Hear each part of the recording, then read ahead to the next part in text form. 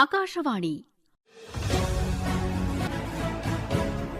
ವಂದೇ ಮಾತರಂ 150ರ ಸಂಭ್ರಮ. ಆಕಾಶವಾಣಿಗೆ 90ರ ಸಂಭ್ರಮ. ಕೇಳಿ ವಿಶೇಷ ಕಾರ್ಯಕ್ರಮ ವೀರಯೋಧರು ರಕ್ಷಣಾ ಸೇವೆಯ ತಾರೆಗಳು. ಪರಿಕಲ್ಪನೆ ಹಾಗೂ ಪ್ರಸ್ತುತಿ ನೂತನ ಎಸ್ ಕದಂ. ನಿರ್ಮಾಣ ನಂದನ್ ಕುಮಾರ್ ಎಲ್ಒ. ಕಾರ್ಯಕ್ರಮದಲ್ಲಿ ಭಾಗವಹಿಸ್ತಾ ಇದ್ದಾರೆ ವಾಯುಸೇನೆಯ ನಿವೃತ್ತ ವಾರೆಂಟ್ ಆಫೀಸರ್ ಶ್ರೀಧರ್ ಭಟ್ ಅವರು. ಶ್ರೋತೃಗಳೇ ನಮಸ್ಕಾರ. ಇವತ್ತಿನ ವೀರಯೋಧರು ರಕ್ಷಣಾ ಸೇವೆಯ ತಾರೆಗಳು ಕಾರ್ಯಕ್ರಮಕ್ಕೆ ನಿಮಗೆಲ್ಲ ಪ್ರೀತಿಯ ಸ್ವಾಗತ. ನಾವು ಕಳೆದ ವಾರ ಇದೇ ಹೊತ್ತಿಗೆ ಭಾರತೀಯ ವಾಯುಸೇನೆಯಲ್ಲಿ ವಾರೆಂಟ್ ಆಫೀಸರ್ ಆಗಿ ನಿವೃತ್ತಿ ಹೊಂದಿದಂತಹ ಶ್ರೀಧರ ಭಟ್ ಅವರೊಂದಿಗೆ ಮಾತನಾಡ್ತಾ ಇದ್ದೀವಿ. ಇವತ್ತು ಈ ಮಾತುಕತೆಯ ಮುಂದಿನ ಭಾಗವನ್ನ ಕೇಳೋಣ. ನಾವು ಅವರನ್ನ ಕಾರ್ಯಕ್ರಮಕ್ಕೆ ಸ್ವಾಗತಿಸೋಣ. ಶ್ರೋತೃಗಳ ಎಲ್ಲರ ಪರವಾಗಿ ನಿಮಗೆ ಕಾರ್ಯಕ್ರಮಕ್ಕೆ ಸ್ವಾಗತ. ಜೈ ಹಿಂದ್ ಸರ್. ಜೈ ಹಿಂದ್. ಶ್ರೀಧರ್ ಭಟ್ ಅವರೇ, ಕಾರ್ಗಿಲ್ ಆಪರೇಷನ್ ವಿಜಯ್ ಏನಾಯ್ತಲ್ಲ, ನೀವು ಹೇಳಿದಾಗೆ ಸಫೇದ್ ಸಾಗರ್ ಭಾರತೀಯ ವಾಯುಸೇನೆ ಅದನ್ನ ಕರೆದಿರೋದಾಗ, ಆವಾಗ ನೀವು ಎಲ್ಲಿದ್ರಿ? ಕಾರ್ಗಿಲ್ಗೆ ಸಮೀಪ ಇದ್ರಾ ಅಥವಾ ಕಾರ್ಗಿಲ್ಗೆ ನೀವು ಹೋಗ್ಬೇಕಾಯ್ತು? ನಮ್ಮ ಭಾರತೀಯ ವಾಯುಸೇನೆ ಭಾರತೀಯ ಸೇನೆಗೆ ಏರ್ ಸಪೋರ್ಟ್ ಕೊಡುವಂತಹ ಒಂದು ಕ್ರಿಯೆಯನ್ನು ಮಾಡ್ತಾ ಇರ್ತೀವಿ ಭಾರತೀಯ ವಾಯುಸೇನೆ. ಸೊ ನಾವು ನಮ್ಮ ವಾಯುಸೇನೆ ತಾಣದಲ್ಲಿ ಇರ್ತೀವಿ, ನಾವು ವಿಮಾನಗಳನ್ನು ಸನ್ನದ್ಧ ಮಾಡಿದ್ವಿ. ನಾನು ಆವಾಗ ಭಾರತೀಯ ವಾಯುಸೇನೆ ನಾನು ಪಾಲಮ್ಮಲ್ಲಿದ್ದೆ. ಪಾಲಮ್ಮಲ್ಲಿ ನಮ್ಮ ಭಾರತೀಯ ವಾಯುಸೇನೆ ದೊಡ್ಡ ತಾಣ ಇದೆ. ಸೊ ಅಲ್ಲಿ ನಾನು ಕೆಲಸ ಮಾಡ್ತಾ ಇದ್ದೆ. ಸೊ ನಮ್ಮ ಆ ಸಂದರ್ಭದಲ್ಲಿ ನಮಗೆ ಏನು ಕಾರ್ಯ ಬಂತು ಅದರ ಪ್ರಕಾರ ನಾವು ನಮ್ಮ ವಿಮಾನಗಳನ್ನು ಅಥವಾ ನಮ್ಮ ಗ್ರೌಂಡ್ ಎಕ್ವಿಪ್ಮೆಂಟ್ಸ್ ಇರ್ತೀವಿ ಅದನ್ನು ಸನ್ನದ್ಧ ಮಾಡಿ ನಾವು ಯುದ್ಧಕ್ಕೆ ಬೇಕಾದಂಥ ಸಹಕಾರ ಕೊಟ್ಟು ಕೆಲಸ ಮಾಡ್ತಾ ಇದ್ವಿ. ಅವಾಗ ನೀವು ಮಿಗ್ ಮತ್ತೆ ಜಾಗ್ವಾರ್ ಎರಡನ್ನೂ ಬಳಸಿದ್ರ? ಅಲ್ಲಿ ಇಲ್ಲ, ಭಾರತೀಯ ವಾಯುಸೇನೆ ಕಾರ್ಗಿಲ್ ವಾರದಲ್ಲಿ ಮಿಗ್, ಜಾಗ್ವಾರ್ ಎರಡು ಅಥವಾ ಮಿರಾಜ್ ಅಂತ ಹೇಳುವಂಥದ್ದು ಇನ್ನೊಂದು ಇದೆ. ಇವುಗಳನ್ನು ಉಪಯೋಗಿಸಿ ನಾವು ವಾಯುಸೇನೆಯಲ್ಲಿ ಆವಾಗ ಆಪರೇಷನ್ ಮಾಡಿದ್ವಿ. ಸೊ ಇವುಗಳನ್ನು ಉಪಯೋಗಿಸಿಬಿಟ್ಟು ನಾವು ಭಾರತೀಯ ಸೇನೆಗೆ ಏರ್ ಸಪೋರ್ಟ್ ಕೊಟ್ಟು ಕೆಲಸ ಮಾಡಿರೋದು. ಕಾರ್ಗಿಲ್ ಆಪರೇಷನ್ ಅಲ್ಲಿ ಭಾರತ ವಿಜಯಿಯಾದರೂ ಕೂಡ ಸಾಕಷ್ಟು ಸಾವು ನೋವು ಕೂಡ ಆ ಸಂದರ್ಭದಲ್ಲಿ ಆಯಿತು ಭಾರತೀಯ ಸೇನೆಗೆ. ಹಾಗೆ ನೀವು ನಿಮ್ಮ ಕಣ್ಣೆದುರಿಗೆ ನೋಡಿದಂಥ ಕೆಲವು ವಿವರಗಳನ್ನು ಹೇಳ್ಬೋದಾ? ಈ ಒಂದು ಕಾನ್ಫ್ಲಿಕ್ಟ್ ಅಥವಾ ಒಂದು ವಾರಗಳು ಅಂತ ಒಂದು ಸಿಚುವೇಶನ್ ಬಂದಾಗ ಅದರಲ್ಲಿ ನಮ್ಮ ಸೈನ್ಯ ಇರ್ಬೋದು ಅಥವಾ ನಮ್ಮ ವೈರಿ ಸೈನಿಕರಿರ್ಬೋದು ಸಾವು ನೋವು ಸಂಭವಿಸುತ್ತೆ. ಆದರೆ ನಮ್ಮ ಭಾರತೀಯ ವಾಯುಸೇನೆ ಅಥವಾ ಭಾರತೀಯ ಸೇನೆಯಿಂದ ಹಲವಾರು ಜನರಿಗೆ ಗಾಯಗಳಾಗಿದ್ವು. ಹಲವರನ್ನೆಲ್ಲ ಆವಾಗವಾಗ ವಿಮಾನಗಳ ಮೂಲಕ ನಮ್ಮ ಸೇನಾ ಆಸ್ಪತ್ರೆಗಳಿಗೆ ಸಾಗಿಸಿ ಅವರಿಗೆ ಶುಶ್ರೂಷೆ, ಅವರಿಗೆ ಟ್ರೀಟ್ಮೆಂಟ್ ಕೊಡುವಂತಹ ಹಲವಾರು ಸಂದರ್ಭಗಳು ಎದುರಾಗಿದ್ದವು. ಅದೊಂದು ನಿರಂತರ ಪ್ರಕ್ರಿಯೆ ಆಗಿತ್ತು. ಯಾಕಂದರೆ ಸೊ ದ್ಯಾಟ್ ಯಾರೆಲ್ಲ ಇಂಜುರಿ ಆದವರನ್ನು ಇಮಿಡಿಯೇಟ್ಲಿ ನಾವು ರೆಸ್ಕ್ಯೂ ಮಾಡಿ ಅವ್ರನ್ನ ಆಸ್ಪತ್ರೆಗೆ ರವಾನಿಸಿ ಅವರಿಗೆ ಸೂಕ್ತವಾದ ಟ್ರೀಟ್ಮೆಂಟ್ ಕೊಡುವಂಥ ಕೆಲಸವನ್ನು ನಾವು ಮಾಡಿದ್ವಿ. ಈಗ ಆ ಸಂದರ್ಭದಲ್ಲಿ ಮಿಗ್ ಆಗಿರಬಹುದು, ಜಾಗ್ವಾರ್ ಆಗಿರಬಹುದು ಅಥವಾ ಮಿರಾಜ್ ಆಗಿರಬಹುದು, ಭಾರತದಿಂದ ಪಾಕಿಸ್ತಾನ ಗಡಿಯ ತನಕ ನಿರಂತರವಾಗಿ ಹೋಗ್ತಾ ಇರುವಂಥ ಅವಶ್ಯಕತೆ ಇತ್ತು ಆಗ. ಆಮೇಲೆ ಅದು ನೀವೇ ಹೇಳಿದ ಹಾಗೆ 17,500 ಅಡಿಯಿಂದ ಎತ್ತರಕ್ಕೆ ಹಾರೋದು ಅಷ್ಟು ಸುಲಭ ಅಲ್ಲ. ಅಲ್ಲಿ ಯಾವುದೇ ಯಂತ್ರೋಪಕರಣ ಆದರೂ ತಾಂತ್ರಿಕವಾಗಿ ಏನಾದರೂ ಮಿಗ್ಗೆ ತೊಂದರೆಯಾಗಿ ಅದನ್ನು ಸರಿಪಡಿಸ್ಬೋದಾದಂಥ ಒಂದು ದೊಡ್ಡ ಸವಾಲು ನಿಮಗೆ ಬಂತ ಹೇಗೆ? ವಿಮಾನ ನಾವು ಸನ್ನದ್ಧ ಮಾಡಿ ವಿಮಾನ ಹಾರಿದಾಗ ಒಂದೆರಡು ಸಂದರ್ಭಗಳಲ್ಲಿ ತಾಂತ್ರಿಕ ದೋಷಗಳಿಂದಾಗಿ ವಿಮಾನ ಪುನಃ ಬಂದಿದ್ದಂಥ ಪ್ರಮೇಯಗಳಿತ್ತು. ಬಂದದ್ದ ವಿಮಾನಗಳನ್ನು ನಾವು ಪುನಃ ಪರಿಶೀಲನೆ ಮಾಡಿ ಪುನಃ ಹಾರಾಟಕ್ಕೆ ಅಣಿಗೊಳಿಸಿದ್ವಿ. ಮತ್ತು ಯಾವುದೇ ಯುದ್ಧ ವಿಮಾನ ಆ ಸಂದರ್ಭದಲ್ಲಿ ನಮ್ಮ ವಿಮಾನಗಳು ನಮ್ಮ ಕಡೆಯಿಂದ ಯಾವುದೇ ಹಾನಿಗೆ ಒಳಗಾಗಿಲ್ಲ. ನಮ್ಮ ಯಾವುದೇ ಯುದ್ಧ ವಿಮಾನಗಳು ಹಾನಿಗೆ ಒಳಗಾಗಿಲ್ಲ ಹೇಳುವಂಥದ್ದನ್ನು ಈ ಸಂದರ್ಭ ಹೇಳೋಕ್ಕೆ ಇಷ್ಟಪಡ್ತೀವಿ. ಯಾಕಂದರೆ ನಮ್ಮ ದಾಳಿ ಅಥವಾ ನಮ್ಮ ಏರ್ ಸಪೋರ್ಟ್ ಏನಿತ್ತು ಅದು ನಿಖರವಾಗಿತ್ತು. ಆದ್ದರಿಂದ ನಾವು ಇದರಲ್ಲಿ ಹೆಚ್ಚು ಕಳ್ಕೊಂಡಿಲ್ಲ ಹೇಳುವಂಥದ್ದನ್ನು ಈ ಸಂದರ್ಭ ಹೇಳೋಕ್ಕೆ ಇಷ್ಟಪಡ್ತೀವಿ. ಈಗ ಯುದ್ಧ ಎಲ್ಲಿ ನಡೆಯುತ್ತೋ ಅಲ್ಲಿಗೆ ಹತ್ತಿರಕ್ಕೆ ಒಂದು ಬೇಸ್ ಮಾಡ್ಕೊಳ್ಳಲಾಗುತ್ತೆ ಮೊದಲೇ. ಈಗ ನೀವು ಪಾಲಂನಲ್ಲಿದ್ದರೂ ಕೂಡ ಈ ಮಿಗ್ಗಳನ್ನಾಗಲಿ ಅಥವಾ ಜಾಗ್ವಾರ್ಗಳನ್ನಾಗಲಿ ಹೋಗಿ ಒಂದು ಬೇಸಲ್ಲಿ ಇಟ್ಕೊಳ್ಬೇಕು. ಅಲ್ಲಿ ತಯಾರಿ ಮಾಡಬೇಕು. ಅಲ್ಲಿಂದ ಶೀಘ್ರವಾಗಿ ಅವು ಹಾರಿ ಶತ್ರು ನೆಲೆಯ ಮೇಲೆ ದಾಳಿ ಮಾಡೋ ಹಾಗೆ ಇರಬೇಕು. ಆ ಬೇಸ್ ಏನಿದೆ ಅದು ಬಹಳ ದೂರ ಇರಲ್ಲ ಶತ್ರು ನೆಲೆಯಿಂದ, ಸ್ವಲ್ಪ ಸಮೀಪದಲ್ಲೇ ಇರ್ತಿರುತ್ತೆ. ಅಲ್ಲಿ ಯಾವತ್ತೂ ಈಗ ಶತ್ರುಗಳು ಕೂಡ ಅದನ್ನು ದಾಳಿ ಮಾಡುವಂಥ ಸಂದರ್ಭ ಇರುತ್ತೆ ಆ ಬೇಸನ್ನು. ಹಾಗಾಗಿ ಸದಾ ಸನ್ನದ್ಧವಾಗಿರಬೇಕು, ಸದಾ ಜಾಗೃತವಾಗಿರಬೇಕಾದಂಥ ಅವಶ್ಯಕತೆ ಇರುತ್ತೆ. ಅದು 24 ಗಂಟೆಗಳೂ ಕೂಡ ಹಾಗೆ ಇರಬೇಕಾಗುತ್ತೆ. ಅವಾಗ ನಿಮಗೆ ಊಟ ನಿದ್ದೆ ಅದೆಲ್ಲ ಯಾವುದೂ ಒಂದು ಲೆಕ್ಕಕ್ಕೆ ಬರೋದಿಲ್ಲ ಆ ಸಂದರ್ಭದಲ್ಲಿ. ಹಾಗೆ ತುಂಬ ಅದು ಈಗ ನಾವು ನೆನಪಿಸ್ಕೊಂಡ್ರೆ ಅದು ಕಷ್ಟ ಅನಿಸುತ್ತೆ. ಆದರೆ ಕೆಲಸ ಮಾಡ್ತಾ ಇರುವಾಗ, ನಿಮಗೆ ಅಲ್ಲಿ ಕಾರ್ಯತತ್ಪರರಾಗಿರುವಾಗ ಇದು ಯಾವುದ್ರ ಪರಿವೆಯೇ ಇರೋದಿಲ್ಲ. ಆ ಥರದ ಅನುಭವ ಇದ್ದರೆ ಹೇಳಿ. ಹೌದು, ಈ ಒಂದು ಸಲ ಒಂದು ವಾರ್ ಡಿಕ್ಲೇರ್ ಆದರೆ, ಅಂದರೆ ಯುದ್ಧದ ಒಂದು ಘೋಷಣೆ ಆದ ಮೇಲೆ ನಾವಿರುವಂಥ ತಾಣದಲ್ಲಿ ಅಥವಾ ನಾವು ಎಲ್ಲಿ ಕೆಲಸ ಮಾಡ್ತಾ ಇರ್ತೀವಿ ವಾಯು ತಾಣದಲ್ಲಿ ಆ ಎಲ್ಲ ಕಡೆ ಒಂದು ಜನರಲ್ ವಾರ್ನಿಂಗ್ ಕೊಟ್ಟಿರ್ತೀವಿ. ಎಲ್ಲರೂ ಸನ್ನದ್ಧರಾಗಿರಬೇಕು ಹೇಳುವಂಥ ಒಂದು ವಾರ್ನಿಂಗ್ ಕೊಟ್ಟಿರ್ತೀವಿ. ಮತ್ತು ಅಲ್ಲಿ ನಮ್ಮಲ್ಲಿ ಬ್ಲ್ಯಾಕ್ಔಟ್ ಅಂತ ಹೇಳ್ಬಿಟ್ಟು ರಾತ್ರಿ ಎಲ್ಲ ಕತ್ತಲು ಮಾಡಿಬಿಟ್ಟು ಬ್ಲ್ಯಾಕ್ಔಟ್ ಮಾಡ್ತಾರೆ, ಲೈಟ್ ಹಾಕೋ ಹಾಗಿಲ್ಲ. ಯಾಕಂದರೆ ಅದರಿಂದ ಶತ್ರುಗಳಿಗೆ ನಮ್ಮ ತಾಣ ಗುರುತಿಸಬಾರದು ಹೇಳುವ ಉದ್ದೇಶದಿಂದ ಬ್ಲ್ಯಾಕ್ಔಟ್ ಮಾಡಿರ್ತಾರೆ. ಅದೇ ಸಂದರ್ಭದಲ್ಲಿ ನಮ್ಮ ಎಲ್ಲರ ಫ್ಯಾಮಿಲಿ ಇರ್ಬೋದು ಅಥವಾ ನಮ್ಮ ಸಿವಿಲಿಯನ್ ಪಾಪ್ಯುಲೇಷನ್ ಇರ್ಬೋದು, ಅವರೆಲ್ಲರಿಗೂ ಒಂದು ಮೈಕ್ ಮೂಲಕ ಅಥವಾ ವಾಹನಗಳ ಮೂಲಕ ಎಲ್ರಿಗೂ ಒಂದು ಘೋಷಣೆ ಕೊಡ್ತೀವಿ. ಏನಂತ ಹೇಳಿದ್ರೆ, ಯಾರೂ ಅನಗತ್ಯವಾಗಿ ಮನೆಯಿಂದ ಹೊರಗೆ ಬರಬಾರ್ದು, ಮನೆ ಒಳಗಡೆ ಇರಬೇಕು ಅಂತದನ್ನು. ನಮ್ಮ ವಾಯು ತಾಣದಲ್ಲಿ ಅಥವಾ ಬೇರೆ ಯಾವುದಾದ್ರು ಸೇನಾ ತಾಣಗಳಲ್ಲಿ ಬಂಕರ್ಗಳಿರುತ್ತವೆ. ಸೈರನ್ ಆದರೆ ಆ ಬಂಕರ್ಗಳಲ್ಲಿ ನಾವು ಹೋಗಿ ಆ ಸೈರನ್ ಆದಾಗ ನಾವು ಅಡಗಿ ಕುಳಿತುಕೊಳ್ಬೇಕಾಗತ್ತೆ. ಮತ್ತು ಈ ಸಂದರ್ಭದಲ್ಲಿ ನಾವು ಯಾವಾಗಲೂ ಸಕ್ರಿಯವಾಗಿ ಕೆಲಸ ಮಾಡ್ತಾ ಇರ್ತೀವಿ. ಯಾಕಂದ್ರೆ ನಾವು ಸೇನೆಯವರೇ ಆದ ಕಾರಣ ನಮ್ಮ ಕೆಲಸದಲ್ಲಿ ತುಂಬ ಮುಂಚೂಣಿಯಲ್ಲಿ ಅಥವಾ ತುಂಬ ಹುರುಪಿನಿಂದ ಕೆಲಸ ಮಾಡಿಕೊಂಡು, ಬೇಕಾದರೆ ನಮ್ಮ ವಿಮಾನವನ್ನು ತಯಾರು ಮಾಡಬೇಕಾಗತ್ತೆ. ಡ್ಯೂಟಿಗೆ ಹೋಗ್ಬಿಟ್ಟು ವಿಮಾನ ತಯಾರು ಮಾಡುವಂಥದ್ದು, ವಿಮಾನ ಹಾರಾಟಕ್ಕೆ ಅಣಿಗೊಳಿಸಿ ನಾವು ವಿಮಾನವನ್ನು ಇಟ್ಟಿರ್ತೀವಿ. ಅದರೊಳಗೆ ಎಲ್ಲ ಶಸ್ತ್ರಾಸ್ತ್ರಗಳನ್ನು ನಾವು ತುಂಬಿಸಿಟ್ಟಿರ್ತೀವಿ. ಅದು ಮಿಸೈಲ್ ಇರ್ಬೋದು ಅಥವಾ ಬಾಂಬ್ ಇರ್ಬೋದು ಅಥವಾ ರಾಕೆಟ್ ಇರ್ಬೋದು, ಇಂಥವುಗಳನ್ನು ತುಂಬಿಸಿ ವಿಮಾನ ರೆಡಿಯಾಗಿರುತ್ತೆ. ಈ ಬೇಸ್ಗಳು ಅಂತ ಹೇಳಿದ್ನಲ್ಲ, ಒಂದು ತಾತ್ಕಾಲಿಕ ಒಂದು ನೆಲೆ ಮಾಡ್ಕೊಂಡಿರ್ತೀರಲ್ಲ, ಅಲ್ಲಿ ಸುತ್ತಮುತ್ತಲೂ ಸಾರ್ವಜನಿಕರು ಯಾರಿಗೂ ಇರೋದಕ್ಕೆ ಅವಕಾಶ ಇರಲ್ಲ. ಭಾರತೀಯ ವಾಯುಸೇನೆಯ ತಾಣಗಳು ಅಥವಾ ಭಾರತೀಯ ಸೇನೆಯ ತಾಣಗಳೆಲ್ಲ ತುಂಬ ಸುರಕ್ಷಿತ ತಾಣಗಳಾಗಿರುತ್ತವೆ. ಅಲ್ಲಿ ಅನಗತ್ಯ ಅಥವಾ ಅಪ್ಪಣಿಲ್ಲದೆ ಯಾರು ಪ್ರವೇಶ ಮಾಡುವಂತಹ ಒಂದು ಅವಕಾಶ ಇರುವುದಿಲ್ಲ. ಆದ್ದರಿಂದ ಇದು ಹೈಲಿ ಸೆಕ್ಯೂರ್ಡ್ ಝೋನ್ ಆಗಿರುತ್ತೆ, ತುಂಬ ಸೆಕ್ಯೂರ್ಡ್ ಇರೋ ಝೋನ್ ಆಗಿರುತ್ತೆ.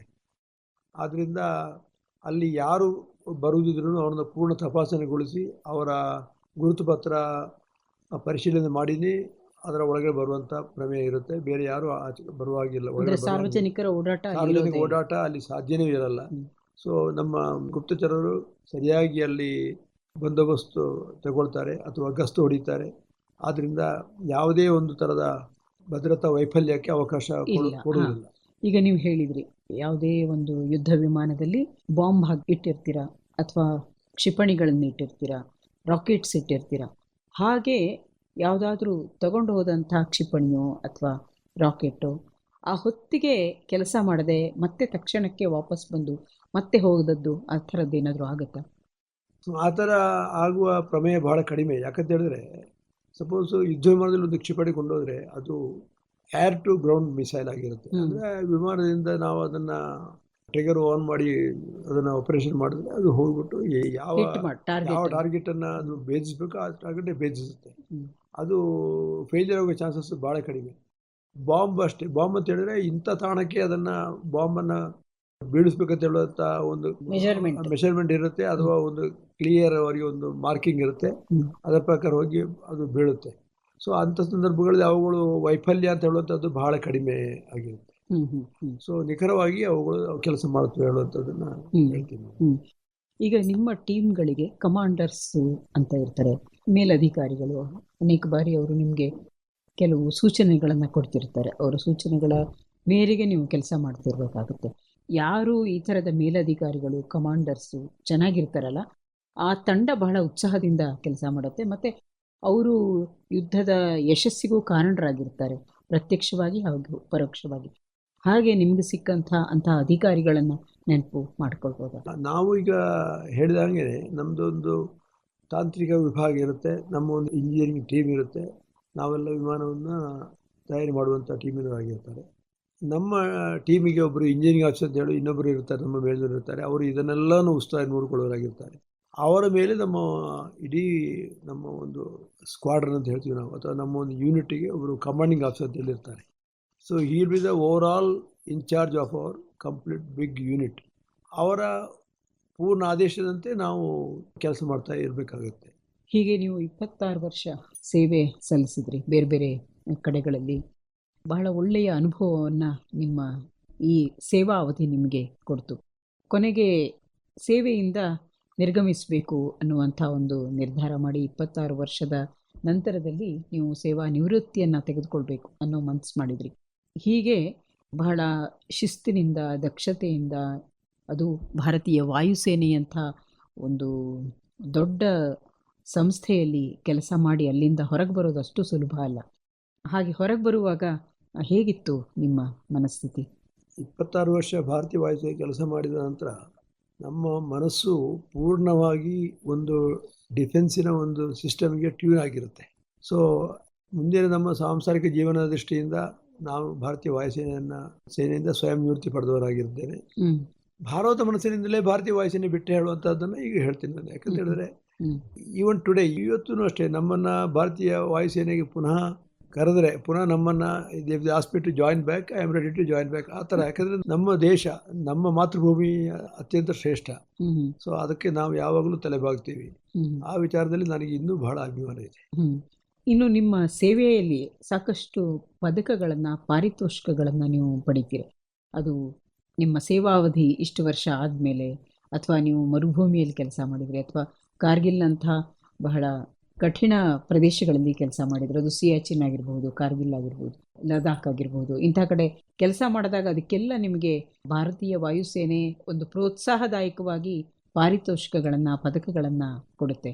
ಅವುಗಳ ಬಗ್ಗೆ ನೆನಪು ಮಾಡ್ಕೊಳ್ಳಿ. ಅಂದರೆ ಈ ನಮ್ಮ ಸೇನಾ ಸಿಸ್ಟಮಲ್ಲಿ, ಅಂದರೆ ನಮ್ಮ ಡಿಫೆನ್ಸ್ ಫೋರ್ಸಲ್ಲಿ ಇರುವಂತಹ ಅದೊಂದು ಅವಾರ್ಡಿಂಗ್ ಸಿಸ್ಟಮ್ ಅಂತ ಹೇಳುವಂಥದ್ದನ್ನು ನಾನು ಹೇಳ್ತೀನಿ. ಯಾಕಂದರೆ ಅದು ಒಬ್ಬೊಬ್ಬರ ಒಂದು ಸಾಧನೆ.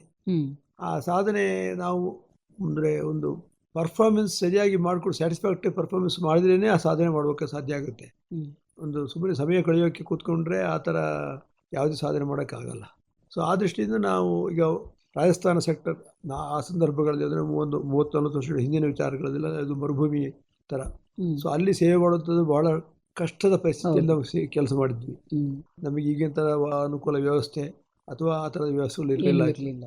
ಸೊ ಅಲ್ಲಿಯ ರಾಜಸ್ಥಾನ ಮರುಭೂಮಿ ಅಂತ ಹೇಳಿದ್ರೆ ಅಲ್ಲಿಯ ಉಷ್ಣತೆ 48-50 ಡಿಗ್ರಿ ಟೆಂಪ್ರೇಚರಲ್ಲಿ ನಾವು ಕೆಲಸ ಮಾಡಿದ್ವಿ. ನಮಗೆ ಈಗಿನ ಥರ ಅನುಕೂಲ ವ್ಯವಸ್ಥೆ ಅಥವಾ ಆ ಥರದ ವ್ಯವಸ್ಥೆಗಳು ಇರಲಿಲ್ಲ. ಸೊ ಆ ಥರ ಎಲ್ಲ ಒಂದು ಕಷ್ಟದ ಸನ್ನಿವೇಶ ಕೆಲಸ ಮಾಡಿದ ಕಾರಣ ನಮಗೆ ಅದಕ್ಕೊಂದು ಅಲ್ಲಿಗೆ ಒಂದು ಸಪ್ರೇಟ್ ಮೆಡಲ್, ಮರುಸ್ಥಳ ಸೇವಾ ಮೆಡಲ್ ಹೇಳುವಂಥದ್ದನ್ನು ಆ ಸಂದರ್ಭದಲ್ಲಿ ನಮಗೆ ಕೊಟ್ಟಿದ್ದರು. ಯಾಕಂದರೆ ಅಲ್ಲಿ ಯಾವುದು ಟಫ್ ಟೆರೇನ್ ಕೆಲಸ ಮಾಡುವಂಥ ದೃಷ್ಟಿಯಿಂದ ಅದು ಸರ್ಕಾರ ಅಥವಾ ನಮ್ಮ ಸೇನೆ ನಮಗೆ ಗುರುತಿಸುವಂಥ ಒಂದು ಹಂತ. ಸೊ ಹಾಗೆ ಮತ್ತೆ ಆಮೇಲೆ ಅದ ನಂತರ ಸರ್ವಿಸ್ ಆದ ನಂತರ 20 ಇಯರ್ಸ್ ಲಾಂಗ್ ಸರ್ವಿಸ್ ಮೆಡಲ್ ಕೊಡ್ತಾರೆ, ಮತ್ತು 28 ಇಯರ್ಸ್ ಇನ್ನೊಂದು ಸರ್ವಿಸ್. ಆ ಥರ ಸರ್ವಿಸಲ್ಲಿ ಕ್ಲಿಯರ್ ರೆಕಾರ್ಡ್ ಇರಬೇಕಾಗುತ್ತೆ.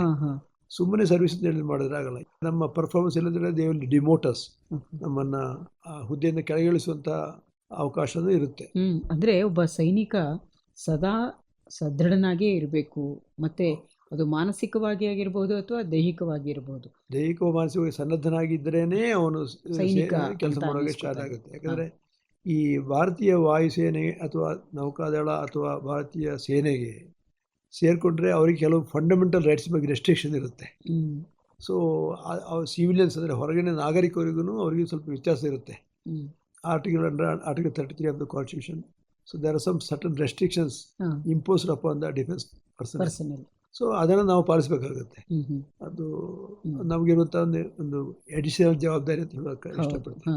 ಅಂದರೆ ನೀವು ಅಲ್ಲಿ ಏನು ಕಳೆದುಕೊಳ್ಳೋದಿಲ್ಲ, ಆದರೆ ಪಡ್ಕೊಂಡಿರ್ತೀವಿ. ಹೌದು, ಪಡ್ಕೊಂಡಿರ್ತೀವಿ. ಅದು ನಾವು ದೇಶಕ್ಕೆ ಕೊಡುವಂಥ ಒಂದು ಕೊಡುಗೆ ಅಂತ ಹೇಳುವಂಥದ್ದನ್ನು ಇಷ್ಟಪಡ್ತೀವಿ. ಯಾಕಂದರೆ defence force is the one in which we are ready to sacrifice our life to the nation. ಅದು speciality of the defence forces. ನಿಮ್ಮ ಈ ದೀರ್ಘ ಸೇವಾವಧಿಯಲ್ಲಿ ನೀವು ಉನ್ನತ ಅಧಿಕಾರಿಗಳನ್ನು ಯಾರನ್ನಾದರೂ ನೋಡ್ಲಿಕ್ಕೆ ಸಾಧ್ಯ ಆಗಿತ್ತಾ, ಭಾರತೀಯ ವಾಯುಸೇನೆಯವ್ರನ್ನ? ಹೌದು, ನಾವು ನೋಡಿದ್ವಿ. ಅಂದರೆ ಸ್ವಾಭಾವಿಕವಾಗಿ ಅವರು ನಮ್ಮ ವಾಯುಯಾನಗಳಿಗೆ ಬರ್ತಾರೆ, ನಮ್ಮನ್ನು ಪರಿಶೀಲನೆ ಮಾಡ್ತಾರೆ, ನಮ್ಮ ಇಂಟ್ರ್ಯಾಕ್ಷನ್ ಇದೆ. ನಮ್ಮಲ್ಲಿ ವೆಲ್ಫೇರ್ ಸಿಸ್ಟಮ್ ಅಂತ ಹೇಳಿದೆ.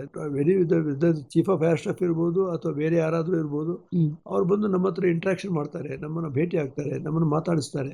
Because we are all from the one single family. Rank structure ಇರುತ್ತೆ, ನಮ್ಮ ಜವಾಬ್ದಾರಿ ಇರುತ್ತೆ, ನಮ್ಮ ಹುದ್ದೆ ಇರುತ್ತೆ, ಅದು ಏನಿದ್ರು ನಾವೆಲ್ಲ comes under the single family. As a close knit family ಹೌದು, as a close knit family work. The ultimate aim is to protect the nation ಅಂತ ಹೇಳುವಂಥದ್ದು. ಹೀಗೆ ನಿಮ್ಮ ಸೇವೆಯಲ್ಲಿ ನಿಮಗೆ ಸ್ವಾತಂತ್ರ್ಯ ದಿನದ ಮೆಡಲ್ ಕೂಡ ಸಿಕ್ತು. ಹೌದು, ಅದು ಸ್ವಾತಂತ್ರ್ಯ ದಿನ ಅಂತ ಹೇಳಿದ್ರೆ ಭಾರತ ಸ್ವಾತಂತ್ರ್ಯ ಸಿಕ್ಕಿ 50 ವರ್ಷ ಆದಾಗ ಆ ಸಂದರ್ಭದಲ್ಲಿ ಯಾರೆಲ್ಲ ಭಾರತೀಯ ಸಶಸ್ತ್ರ ಸೇನೆಗಳಲ್ಲಿ ಕೆಲಸ ಮಾಡಿದವರಿಗೆ ಅವರಿಗೆ ಪಡೆದಿರುವಂತಹ ಒಂದು ಮೆಡಲ್ ಆಗಿರುತ್ತೆ. ಅದು ಇಂಡಿಪೆಂಡೆನ್ಸ್ ಡೇ ಮೆಡಲ್ ಅಂತ ಹೇಳುವಂಥದ್ದನ್ನ ಹೇಳ್ತೀವಿ ನಾವು. ಅದು ಆ ಸಂದರ್ಭದಲ್ಲಿ ಸಶಕ್ತರಾಗಿ ಯಾರು ಕೆಲಸ ಮಾಡಿದವರು ಭಾರತೀಯ ವಾಯುಸೇನೆಯಲ್ಲಿದ್ದರು ಅವರಿಗೆ ಕೊಟ್ಟಿರುವಂತಹ ಮೆಡಲ್ ಆಗಿತ್ತು. ಈ ಹೊತ್ತಿನಲ್ಲಿ ನಿಂತು ಹಿಂದೆ ನೋಡಿದಾಗ ನಿಮ್ಮ ಜೀವನದ ಬಗ್ಗೆ ನಿಮಗೆ ಏನು ಅನಿಸ್ತಾ ಇದೆ? ನನಗೆ ನಾನೊಂದು ಭಾರತೀಯ ವಾಯುಸೇನೆಗೆ ಸೇರಿ ಭಾರತ ಮಾತೆಗೆ ಒಂದು ಸೇವೆ ಸಲ್ಲಿಸುವಂಥ ಒಂದು ಸುವರ್ಣ ಅವಕಾಶ ಸಿಕ್ಕಿತ್ತು. ಅದು ನನ್ನ ಜೀವನದ ನನ್ನ ಒಂದು ತಾರುಣ್ಯದ ಪೂರ್ಣ ಅವಧಿಯನ್ನು ನಾನು ಭಾರತೀಯ ಸೇನೆಗಳಿಗೆ ಕೊಟ್ಟಿದ್ದೆ ಹೇಳುವಂಥದ್ದನ್ನು ಈ ಸಂದರ್ಭದಲ್ಲಿ ಹೇಳೋಕ್ಕೆ ಇಷ್ಟಪಡ್ತೇನೆ. ಅದು ಬಹಳ ಒಂದು ಸ್ಯಾಟಿಸ್ಫ್ಯಾಕ್ಟರಿ ಲೈಫ್ ಆಫ್ ಮೈ ಸನ್ ಅಂತ ಹೇಳುವಂಥದ್ದನ್ನು ಈ ಸಂದರ್ಭ ಹೇಳೋಕ್ಕೆ ಇಷ್ಟಪಡ್ತೀನಿ. ಶ್ರೀಧರ್ ಭಟ್ ಅವರೇ, ಈಗ ನಿಮ್ಮ ಕುಟುಂಬದವರು ಶ್ರೀಮತಿಯವರಾದ ಸುಧಾ ಎಸ್ ಭಟ್ ಅವರು, ಮಗಳು ಡಾಕ್ಟರ್ ರಮ್ಯಾ, ಮಗ ಪ್ರವೀಣ್ ಈಗ ನಮ್ಮೊಂದಿಗೆ ನಿಮ್ಮ ಕುರಿತು ಮಾತನಾಡ್ತಾರೆ, ಕೇಳೋಣ. ನಮ್ಮ ಮದುವೆಯ ಸಂದರ್ಭದಲ್ಲಿ ಇವರ ವೃತ್ತಿ ಜೀವನದ ಬಗ್ಗೆ ನಾನು ಅಷ್ಟೊಂದು ಆಳವಾಗಿ ಯೋಚಿಸಿರಲಿಲ್ಲ. ಆದರೆ ಕಾಲಾನಂತರದಲ್ಲಿ ಅದರ ಗಾಂಭೀರ್ಯದ ಅರಿವಾಯಿತು. ದೇಶದ ಗಡಿಗಳನ್ನು ಕಾಯುವಲ್ಲಿ ಮತ್ತು ತುರ್ತು ಪರಿಸ್ಥಿತಿಗಳಲ್ಲಿ ತಮ್ಮ ಜೀವವನ್ನೇ ಮುಡಿಪಾಗಿಟ್ಟು ಸುದೀರ್ಘ ಸೇವೆಯನ್ನು ಸಲ್ಲಿಸಿ ನಿವೃತ್ತರಾಗಿರುವ ವೀರ ಯೋಧನ ಪತ್ನಿ ಎಂದು ಬಹಳ ಹೆಮ್ಮೆಯಿಂದ ಹೇಳ ಬಯಸುತ್ತೇನೆ. ಸೇನೆಯಲ್ಲಿ ಕಲಿತ ಶಿಸ್ತು ಮತ್ತು ನಾಯಕತ್ವದ ಗುಣಗಳನ್ನು ಈಗಲೂ ಸಮಾಜದ ಅಭಿವೃದ್ಧಿಗೆ ಬಳಸಿಕೊಳ್ಳುತ್ತಿದ್ದಾರೆ. ಶಾಲಾ ಕಾಲೇಜುಗಳಲ್ಲಿ ಮತ್ತು ಸಾರ್ವಜನಿಕ ಕಾರ್ಯಕ್ರಮಗಳಲ್ಲಿ ಭಾಗವಹಿಸಿ ಯುವ ಜನರಿಗೆ ದೇಶಭಕ್ತಿಯ ಪಾಠವನ್ನು ಹೇಳಿಕೊಡುತ್ತಾರೆ. ನಿವೃತ್ತಿಯ ನಂತರವೂ ಸಮಾಜದ ಒಳಿತಿಗಾಗಿ ಶ್ರಮಿಸುವ ನಿವೃತ್ತ ಸೇನಾನಿಗಳು ನಮ್ಮ ರಾಷ್ಟ್ರದ ಹೆಮ್ಮೆ. ಇವರ ಸೈನಿಕ ಜೀವನ ಈಗಿನ ಯುವ ಜನಾಂಗಕ್ಕೆ ಮಾದರಿಯಾಗಲೆಂದು ನನ್ನ ಹಾರೈಕೆ. ನಮ್ಮ ಜೀವನದ ಪಯಣಕ್ಕೆ ದೋಣಿಯಾಗಿ ನಿಂತ ನಮ್ಮ ಕುಟುಂಬ ವರ್ಗದವರಿಗೆ, ಭಾರತೀಯ ವಾಯುಪಡೆಗೆ ಮತ್ತು ಭಗವಂತನಿಗೆ ನಾನು ಸದಾ ಕೃತಜ್ಞಳಾಗಿರುತ್ತೇನೆ. ನನ್ನ ತಂದೆಯ 26 ವರ್ಷಗಳ ವಾಯುಸೇನೆಯ ಸೇವೆಯ ಬಗ್ಗೆ ನಮ್ಮ ಕುಟುಂಬ ಯಾವಾಗಲೂ ಹೆಮ್ಮೆ ಪಡುತ್ತದೆ ಮತ್ತು ಅವರಿಗೆ ಸದಾ ಕೃತಜ್ಞರಾಗಿರುತ್ತೇವೆ. ಆದರೆ ವಾಯುಸೇನೆ ಅಧಿಕಾರಿಯ ಮಗನಾಗಿ ಬೆಳೆದದ್ದು ಕೇವಲ ಅವರ ಜೀವನ ಮಾತ್ರ ರೂಪಿಸಲಿಲ್ಲ, ಅದು ನಮ್ಮ ಬದುಕನ್ನೇ ಬದಲಾಯಿಸಿತು. ಅದು ನಮಗೆ ಶಿಸ್ತುಬದ್ಧ ಜೀವನವನ್ನು ಕಲಿಸಿಕೊಟ್ಟ ಒಂದು ವಿಶಿಷ್ಟ ವಾತಾವರಣವಾಗಿತ್ತು. ಅದರ ಜೊತೆಗೆ ನಮಗೆ ಸೆಂಟ್ರಲ್ ಸ್ಕೂಲಿನಲ್ಲಿ ಕಲಿಯುವ ಅದ್ಭುತ ಅವಕಾಶ ಸಿಕ್ಕಿತು. ಆ ತರಗತಿಗಳಲ್ಲಿ ನಾವು ಯಾವುದೇ ಒಂದು ಚೌಕಟ್ಟಿಗೆ ಸೀಮಿತವಾಗದೆ ದೇಶದ ಎಲ್ಲ ಕಡೆಯ ವಿದ್ಯಾರ್ಥಿಗಳ ಗುಂಪಿನೊಂದಿಗೆ ಒಟ್ಟಿಗೆ ಬೆಳೆದೆವು. ವಿಭಿನ್ನ ದೃಷ್ಟಿಕೋನಗಳನ್ನು ಗೌರವಿಸುವುದನ್ನು ನಾವು ಅಲ್ಲಿ ಕಲಿತೆವು. ಕೇವಲ ನಮಗೆ ಸಿಕ್ಕಿದ ಸಂಸ್ಕಾರ ಅಷ್ಟೇ ಅಲ್ಲದೆ ನಮ್ಮ ಈ ಕುಟುಂಬವು ವಾಯುಸೇನೆಯ ಸಂಸ್ಥೆಗೆ ಕೃತಜ್ಞರಾಗಿರಲು ಮತ್ತೊಂದು ಕಾರಣವಾಗಿದೆ. ನಮ್ಮ ಪ್ರತಿಯೊಂದು ಅಗತ್ಯದಲ್ಲೂ ವಾಯುಸೇನೆಯು ಒಂದು ಭದ್ರವಾದ ಬೆಂಬಲವಾಗಿ ನಮ್ಮ ಹಿಂದೆ ನಿಂತಿದೆ. ಪ್ರತಿ ಹಂತದಲ್ಲೂ ನಮಗೆ ರಕ್ಷಣೆ ಮತ್ತು ಧೈರ್ಯವನ್ನು ನೀಡಿದೆ. ಇದರೊಂದಿಗೆ ಪ್ರತಿ ಹೆಜ್ಜೆಯಲ್ಲೂ ನಮ್ಮ ಇಡೀ ಕುಟುಂಬಕ್ಕೆ ಧೈರ್ಯ ತುಂಬುತ್ತಾ ನಮಗೆ ಗಟ್ಟಿಯಾಗಿ ಬೆಂಬಲವಾಗಿ ನಿಂತ ನನ್ನ ತಾಯಿಗೂ ನಾನು ಧನ್ಯವಾದ ಹೇಳಲು ಬಯಸುತ್ತೇನೆ. ತಂದೆಯ ಸೇವೆ, ತ್ಯಾಗ ಮತ್ತು ನಮಗೆ ಕಲಿಸಿಕೊಟ್ಟ ಜೀವನದ ಪಾಠಕ್ಕೆ ಧನ್ಯವಾದಗಳು. ನನ್ನ ತಂದೆ ಬೆಳಗ್ಗೆ 7:15 ನನ್ನನ್ನು ಮತ್ತು ನನ್ನ ತಮ್ಮನನ್ನು ಸ್ಕೂಟರ್ನಲ್ಲಿ ಶಾಲೆಗೆ ಬಿಡಲು ಹೋಗುತ್ತಿದ್ದ ಆ ದಿನಗಳನ್ನು ನಾನೆಂದಿಗೂ ಮರೆಯಲಾರೆ. ನಾವು ಹೀಗೆ ಒಂದು ದಿನ ಹೋಗುವಾಗ ದಾರಿಯಲ್ಲಿ ಪೆರೇಡ್ ಮಾಡುತ್ತಾ ಏರ್ಫೋರ್ಸ್ ಟ್ರೈನೀಸಿಂದ ಒಂದು ಗುಂಪು ಸಿಕ್ಕಿತು. ಅವರು ಯೂನಿಫಾರ್ಮ್ನಲ್ಲಿದ್ದ ನನ್ನ ತಂದೆಯನ್ನು ನೋಡಿ ತಕ್ಷಣ ಇಡೀ ಗುಂಪು ಒಟ್ಟಿಗೆ ನಿಂತು ಗೌರವಪೂರ್ವಕವಾಗಿ ಸೆಲ್ಯೂಟ್ ಹೊಡೆಯಿತು. ಅವರು ನನ್ನ ತಂದೆಯ ಯೂನಿಫಾರ್ಮ್ಗೆ ನೀಡಿದ ಆ ಗೌರವವನ್ನು ನೋಡಿ ನನಗೆ ಮೈ ಜುಮ್ಮೆಂದಿತು. ಅವರ ಜೀವನವು ಶಿಸ್ತು, ಪರಿಶ್ರಮ ಮತ್ತು ಸಮಯ ಪ್ರಜ್ಞೆಗೆ ಕಟ್ಟುಬಿದ್ದಿದೆ. ನಮಗೆ ಬೆಳೆಯುವಾಗ ದೇಶಭಕ್ತಿ ಅನ್ನೋದು ಬರೀ ಮಾತಾಗಿರಲಿಲ್ಲ, ಅದು ನಮ್ಮ ದೈನಂದಿನ ಜೀವನದ ಭಾಗವಾಗಿತ್ತು. ಅಷ್ಟೇ ಯಾಕೆ, ನಾವು ಫ್ಯಾಮಿಲಿ ಜೊತೆ ನೋಡುವ ಸಿನಿಮಾಗಳು ಹೆಚ್ಚಾಗಿ ದೇಶಭಕ್ತಿಯದ್ದೇ ಆಗಿರುತ್ತದೆ. ಪ್ರತಿ ಗಣರಾಜ್ಯೋತ್ಸವ ಮತ್ತು ಸ್ವಾತಂತ್ರ್ಯ ದಿನದಂದು ನಾವೆಲ್ಲರೂ ಬೆಳಗ್ಗೆ 7-8 ಗಂಟೆಗೆ ಧ್ವಜಾರೋಹಣ ನೋಡಲು ಹೆಮ್ಮೆಯಿಂದ ಹೋಗುತ್ತೇವೆ. ಶ್ರೀಧರ್ ಭಟ್ ಅವರೇ, ನಿಮ್ಮ ಕುಟುಂಬದವರು ನಿಮ್ಮ ಬಗ್ಗೆ ಒಳ್ಳೆಯ ಮಾತುಗಳನ್ನು ಹೇಳಿದ್ರು. ನಿಮ್ಮ ಮನೆಯವರು, ಮಗಳು, ಮಗ ಎಲ್ಲರೂ ಕೂಡ ಬಹಳ ಒಳ್ಳೆಯ ಮಾತುಗಳನ್ನು ಹೇಳಿದ್ದು ಕೇಳಿ ಶ್ರೋತೃಗಳಿಗೆ ಹಾಗೆ ನಮಗೆಲ್ಲರಿಗೂ ತುಂಬ ಸಂತೋಷ ಆಗಿದೆ. ಈಗ ನಿಮ್ಮೊಂದಿಗೆ ಮಾತನ್ನು ಮುಂದುವರಿಸ್ತಾ, ಭಾರತೀಯ ವಾಯುಸೇನೆ ಅನ್ನೋದು ಅದು ನೀವು ಈಗಾಗಲೇ ಹೇಳಿದ್ವಿ, ನನ್ನ ಪೂರ್ತಿ ಯುವ ಅವಧಿಯನ್ನು ನಾನು ಸೇನೆಗೆ ಕೊಟ್ಟೆ ಅಂತ. ಹಾಗೆ ಇವತ್ತಿನ ಸೇನೆಗೆ ಯುವಜನರ ಅವಶ್ಯಕತೆ ಇದೆ. ಏನು ಹೇಳೋದಕ್ಕೆ ಬಯಸ್ತೀರಿ? ಈಗಿನ ಯುವಜನರಿಗೆ ನಾನು ಏನು ಹೇಳೋಕ್ಕೆ ಇಷ್ಟಪಡ್ತೀನಿ ಹೇಳ್ಬಿಟ್ರೆ, ಅವಕಾಶ ಸಿಕ್ಕಿದಾಗ ಎಲ್ಲರೂ ನಮ್ಮ ಭಾರತ ಮಾತೆ ಸೇವೆಗೆ ಅಂದರೆ ಸಶಸ್ತ್ರ ಪಡೆಗಳಿಗೆ ಸೇರಿ ಕೆಲಸ ಮಾಡುವ ಅವಕಾಶ ಸಿಕ್ಕಿದರೆ ಅವ್ರು ಕೆಲಸ ಮಾಡಬೇಕು ಹೇಳುವಂಥದ್ದು ನಾನು ಹೇಳ್ತೀನಿ. ಅದರಿಂದ ನಮಗೇನಂತ ಹೇಳಿದ್ರೆ ಒಂದು ದೈಹಿಕವಾಗಿ ಮಾನಸಿಕವಾಗಿ ನಾವು ಯಾವಾಗಲೂ ಸನ್ನದ್ಧರಾಗಿರ್ತೀವಿ. ನಮಗೆ ಒಂದು ಶಿಸ್ತುಬದ್ಧ ಜೀವನ ನಡೆಸೋಕ್ಕೊಂದು ಅವಕಾಶ ಇರುತ್ತೆ. ಮತ್ತು ಒಂದು ರಿಸಲ್ಟ್ ಓರಿಯೆಂಟೆಡ್ ಕೆಲಸ ಮಾಡಿ ನಾವು ಮುಂದೆ ಬರಬೇಕು ಹೇಳುವಂಥ ಒಂದು ಭಾವನೆ ನಮ್ಮಲ್ಲಿ ಬೆಳೆಯುತ್ತೆ. ಒಂದು ಒಳ್ಳೆಯ ಪ್ರಜೆಯಾಗಿ ಈ ದೇಶಕ್ಕೆ ನಾವು ಒಂದು ಕೊಡುಗೆ ಕೊಡಬೇಕು. ನಾವು ದೇಶಕ್ಕೆ ಏನು ಕೊಟ್ಟಿದ್ದೀವಿ, ದೇಶ ನಮಗೆ ಏನು ಕೊಟ್ಟಿರೋಂಥದ್ದು ಹೆಚ್ಚಾಗಿ ನಾವು what did we give back to nation, that's more important than what we take from the nation ಹೇಳುವಂಥದ್ದನ್ನು ಒಂದು ಅರ್ಥ ಮಾಡ್ಕೋಬೇಕಿದ್ರೆ ನಾವು ಸೇನೆಗಳಿಗೆ ಸೇರಿಕೊಳ್ಬೇಕು ಹೇಳುವಂಥದ್ದನ್ನು ನಾನು ಈ ಸಂದರ್ಭದಲ್ಲಿ ಈಗ ಯುವ ಜನತೆಗೆ ಹೇಳೋಕ್ಕೆ ಇಷ್ಟಪಡ್ತೀನಿ. ತುಂಬ ಸಂತೋಷ ಶ್ರೀಧರ್ ಭಟ್ ಅವರೇ. ಕಾಸರಗೋಡಿಂದ ಕಾರ್ಗಿಲ್ ತನಕ ನಿಮ್ಮ ಈ ಜೀವನ ಏನಿದೆ, ನಿಮ್ಮ ಒಂದು ಪಯಣ ಏನಿದೆ, ಒಬ್ಬ ವಾರೆಂಟ್ ಆಫೀಸರ್ ಆಗಿ ಭಾರತೀಯ ಸೇನೆಯ ಒಬ್ಬ ಯೋಧನಾಗಿ ಕಾಸರಗೋಡಿಂದ ಕಾರ್ಗಿಲ್ ತನಕ ನೀವು ಪಯಣ ಮಾಡಿದ್ರಿ. ಭಾರತದ ಅನೇಕ ಪ್ರಮುಖ ವಾಯುನೆಲೆಗಳಲ್ಲಿ ಸುಮಾರು 26 ವರ್ಷಗಳ ಸುದೀರ್ಘ ಸೇವೆಯನ್ನು ಮಾಡಲಿಕ್ಕೆ ನಿಮಗೆ ಅವಕಾಶ ಸಿಕ್ತು. ನಿಮ್ಮ ಅಪೂರ್ವವಾದ ಅನುಭವವನ್ನು ಇವತ್ತು ನಮ್ಮ ಶ್ರೋತೃಗಳೊಂದಿಗೆ ಹಂಚಿಕೊಂಡಿದ್ದಕ್ಕೆ ನಿಮಗೆ ಎಲ್ಲ ಶ್ರೋತೃಗಳ ಪರವಾಗಿ ಧನ್ಯವಾದಗಳು. ಜೈ ಹಿಂದ್ ಸರ್. ಜೈ ಹಿಂದ್.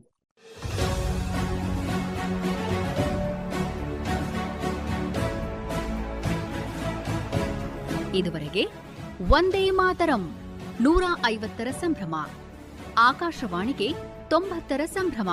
ಈ ಸಂದರ್ಭದಲ್ಲಿ ವೀರಯೋಧರು, ರಕ್ಷಣಾ ಸೇವೆಯ ತಾರೆಗಳು ವಿಶೇಷ ಕಾರ್ಯಕ್ರಮ ಕೇಳಿದಿರಿ. ಕಾರ್ಯಕ್ರಮದಲ್ಲಿ ಭಾಗವಹಿಸಿದ್ದವರು ವಾಯುಸೇನೆಯ ನಿವೃತ್ತ ವಾರೆಂಟ್ ಆಫೀಸರ್ ಶ್ರೀಧರ್ ಭಟ್ ಅವರು. ಪರಿಕಲ್ಪನೆ ಹಾಗೂ ಪ್ರಸ್ತುತಿ ನೂತನ ಎಸ್ ಕದಂ. ನಿರ್ಮಾಣ ನಂದನ್ ಕುಮಾರ್ ಎಲ್ಒ. ಸಂಕಲನ ಧನರಾಜ್ ಎಸ್ ಬಿ. ಇದು ಆಕಾಶವಾಣಿ ಬೆಂಗಳೂರು ಕೇಂದ್ರದ ಕೊಡುಗೆ.